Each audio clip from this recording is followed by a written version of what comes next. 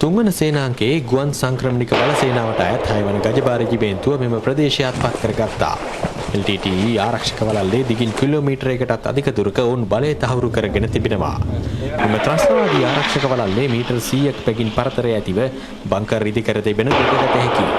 මෙම යුදාගල කපා ඇත්තේද ඉදිරි ආරක්ෂක බංකර් පද්ධතියට සමාන්තරවයි. ත්‍රස්තවාදීන්ගේ අතිරේක කණ්ඩායම් කැඳවීමටයි ඔවුන් මෙම මාර්ගය යොදාගෙන තිබුණේ. මෙම ස්ථානයට පැමිණෙන ත්‍රස්තවාදී කණ්ඩායම් වෙත දෙපසටම ගමන් කිරීමේ හැකියාව ලැබී තිබුණා මෙම ආරක්ෂක වළල්ලට මුවා වෙමින්. මෙම ස්ථානයේ යුද හමුදාව විසින් අත්පත් කරගත්තේ මෙම ශක්තිමත් බංකරයට ප්‍රබල ප්‍රහාරයක් එල්ල කිරීමෙන් අනතුරුවයි. ඉදිරි ආරක්ෂක වළල්ලේ තිබී සොයා ගැනුණු මෙම කොටි සමාජිකයන්ගේ ඉරී ගිය ලේ තැවරුණු ඇඳුම් වලින් පැහැදිලි වන්නේ හමුදා ප්‍රහාර වලින් ඔවුන්ට සිදු වූ විනාශයක තරමයි. මේ බංකරේ හෝල් කරලා මේක අරගෙන මේක විනාශ කරලා බංකරට දාලා විනාශ කරලා මේ ගයිඩ් මේ රෙඩ් ලයින් එක මේ රෙඩ් ලයින් එක උන්ගේ බටපිරිස් උන්ගේ ඉන්න අමතර බටපිරිස් එහෙම බලක් ගන්න මෙතෙන් එල්එන්ජියක් හා ජීපී එන්ජියක් දාගෙන දෙපැත්තෙන් මේ බංකර විනාශ කරලා LTT මාරම බංකරේ අපි ගත්තා. සටනකදී අතිරේක කණ්ඩායම් කැඳවීම සඳහා ත්‍රස්තවාදීන් යොදාගත් මෙම ප්‍රධාන සැපයුම් මගල පළේ ප්‍රදේශයේ තෙක් විහිදෙනවා. ආරක්ෂක අංශයේ අත්පත් කර ගැනීමට ආසන්නවත්ම ප්‍රධාන සැපයුම් මගල පස් දමා ගොඩ කිරීමට ත්‍රස්තවාදීන් ක්‍රියා කර තිබූ බව සෙබළුන් පවසනවා. මෙම බංකරය ඇතුළත සික්සැක් ක්‍රමයටයි ඉදිකර තිබෙන්නේ. බංකරයට එල්ලවන ප්‍රහාරයකදී සිදුවිය හැකි හානිය අවම කර ගැනීම එහි අරමුණයි.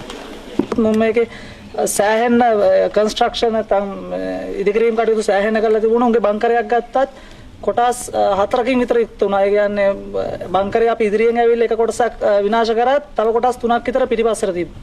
හමුදා ඉලක්කවලට හසු නොවන පරිදි ප්‍රධාන සැපයුම් මගල මේසේ ස්ථාන දෙකකින් පොල්ලතු යොදා ආවරණය කර තිබීම විශේෂත්වයක්. ඒ තම ඉලක්ක වෙඩික්කරුවන්ගේ ප්‍රහාර වලින් ගැලවීමට ත්‍රස්තවාදීන්ගත් උත්සාහයක් බවයි හමුදාව පවසන්නේ. ඇදහැළුණු වර්ෂාව හේතුවෙන් සියලු අගල් පද්ධති හා බංකර් ජලයෙන් හා මඩ වලින් පිරී තිබීම තරමක දුෂ්කර තත්ත්වයක්. නම ආරක්ෂක වළල්ලෙන් ඉදිරියට ගිය විට ත්‍රස්තවාදීන්ගේ මීළඟ ආරක්ෂක වළල්ලේ බංකර් සහ පොල්ලතු යට මෙසේ දැකගත හැකියි. අත්පත් කරගත් LTTE ආරක්ෂක වළල්ල ආශ්‍රිත ප්‍රදේශය මරවුකුල් වලින් ගහන ප්‍රදේශයක්.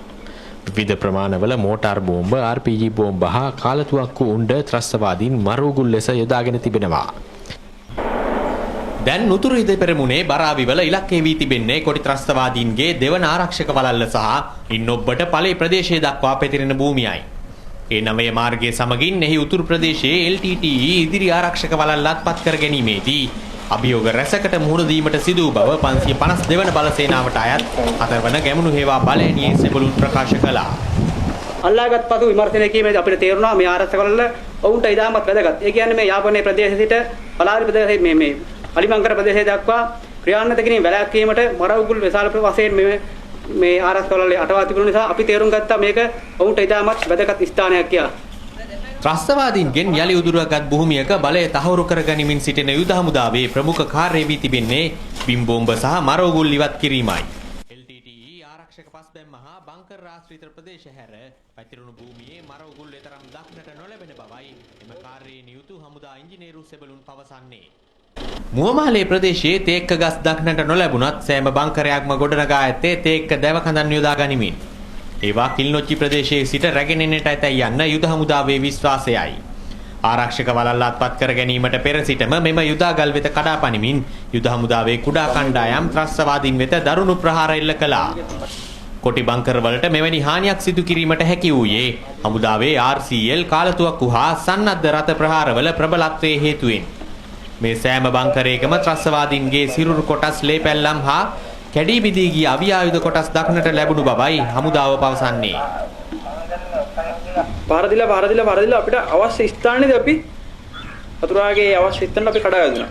ඒ කඩා වැදුන එක ස්ථානයක් තමයි දැන් ඔය මේ ඕගොල්ලෝ දැක්කේ. ඒක ඇවිල්ලා හතුරාගේ සරයුම් මැදියත් තැන කියන බේත් දාන තැනක්. ඊට වටේ ලොකු බංකර් තියෙනවා. ඊට පස්සේ එතනින්ම අපි මුලින්ම ඇතුල් වුණා. ඇතුල් වෙලා ඉවරලා අවශ්‍ය භූමියට අනුව මගේ කුඩා කණ්ඩායමම ස්ථානගත කරා. ඊළඟ සතුරු ආරක්ෂක වළල්ලේ ත්‍රස්තවාදීන් ඉදි කර ඇති බංකරයක් මෙසේ දැකගත හැකියි. පොල්ලතු යදූ වහල පමණක් පිටතට පෙනෙනසේ වැඩි කොටසක් භූගතව ඇති ලෙසයි එය සිදි කර තිබෙන්නේ. එම පොල්ලතු යටට ඔබෙන් දක්නට ලැබෙන විනාශ වූ ගොඩනැගිලි ආශ්‍රිතව තවදුරටත් ත්‍රස්තවාදීන් රැඳී සිටිනවා.